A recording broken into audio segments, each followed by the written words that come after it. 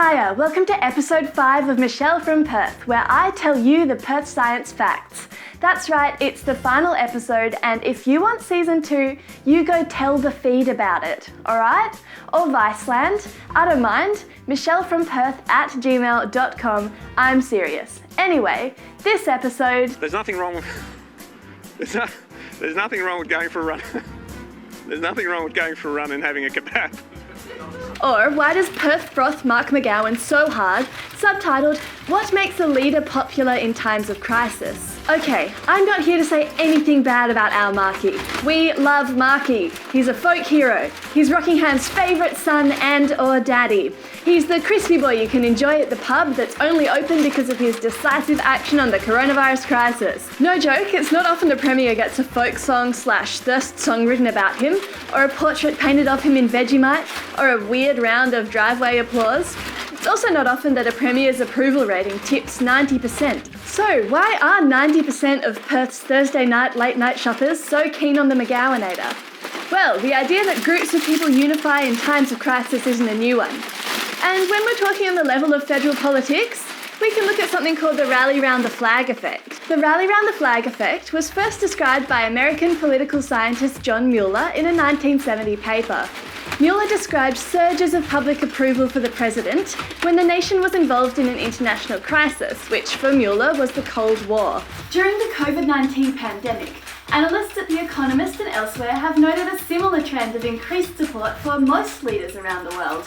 And interestingly, there seems to be almost no correlation between approval ratings and how well leaders are actually handling the crisis. Ratings soared for both Boris Johnson and Angela Merkel, despite the former spectacularly mismanaging the crisis so bad he got himself COVID-19, and the latter doing a pretty good job. What seems to matter is how much the leaders are perceived to be taking leadership, being present on the ground and communicating about the crisis. And our Marky, he's been doing press conferences every day. But why do we rally round the flag? There are two main hypotheses. The first is patriotism. Individuals respond to a threat by identifying with an in-group, in this case WA. The second is called opinion leadership, which says that because the political opposition falls silent or supports a leader during a crisis, our information landscape, what we're hearing in the media, changes. Because we're seeing less opposition to the leader in the media, it's easier to be less opposed. So given that ScoMo's on the up, what is it about WA that's making 90% of Perth's topped up long max rally round the Mark McGowan flag as well? I think the hard border closure and Marky's kinda antagonistic approach to the National Cabinet about it has really tapped into something about the Westralian psyche.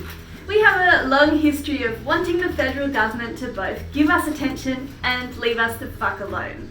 And if that isn't a mood, let's look at my favourite long-form historical Perth joke, secession. Secession is when part of a country decides that they will become a new country, thanks very much. WA has been side-eyeing secession from Australia for basically Australia's entire history. At the turn of the 20th century, 2/3 of West Australians voted yes to federating the colonies into the nation-state of Australia, and then straight away started complaining about it. Our first major secessionist moment came in 1933.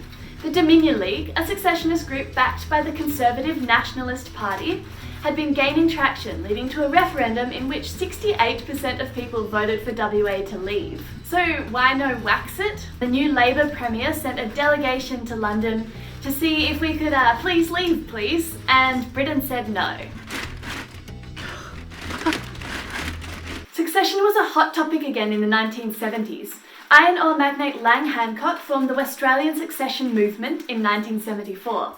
His argument was an economic one. Mining was going awesome, and WA shouldn't have to pay federal taxes on it that weren't then being reinvested in the state. And this is a bit of a theme. Back in 2010, those halcyon mining boom days of big holes in the ground, cool utes and McMansions for all, there was again a lot of talk about flipping Federation the bird. And now, in 2020, with Mark McGowan proudly likening his hard border to Brexit, is secession going to be back? Maybe we should ask why WA is so itchy to be independent. Different studies on Australian cultural life have pointed to a combination of factors that create the feeling that we're a bit different than our t'other-sided countrymen. These include physical distance from the eastern states, the feeling of powerlessness when it comes to influencing federal politics, and our economic differences, with WA being an exporter rather than an importer of goods. In summary, Sydney, Melbourne, we don't like them too much. In this time of Brexit and Trump, I'm slightly concerned that if secession were to be put to a vote in the near future, we might end up doing it just for the lols. Just to be clear, as much as I'm all Westjalia forever, I am not for secession. One reason why is I'm acutely aware that secessionist fires are often stoked by mining magnates who would have a lot to gain from being the dominion of Westralia's primary industry. And there's no reason to expect that anything that's good for Gina will be good for me. Let's not forget either that their wealth is based on a plan to continue extracting finite resources from lands that were never ceded by their traditional custodians, which in my books is straight up evil. Yes, that's my scientific opinion, and yes, it's based on facts and feelings. So as much as I'm enjoying standing behind Marky and the wall he's building to keep out those nasty Sydney-siders and their traditional long Macs, separatism probably isn't in our best interests. I know, wild, coming from the most Perth-positive corner of the internet, but this crisis will pass, and the science says we'll get over our beloved protector. I don't want to come out of this honeymoon phase as the accidental citizen of an entire new country, okay? Alright, team? Good chat. Good chat.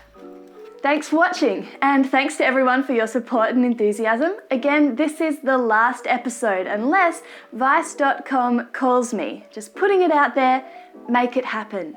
This has been basically a one-woman production with camera phone filming by Joe Paradise Louie, and it has been a ride. See you later.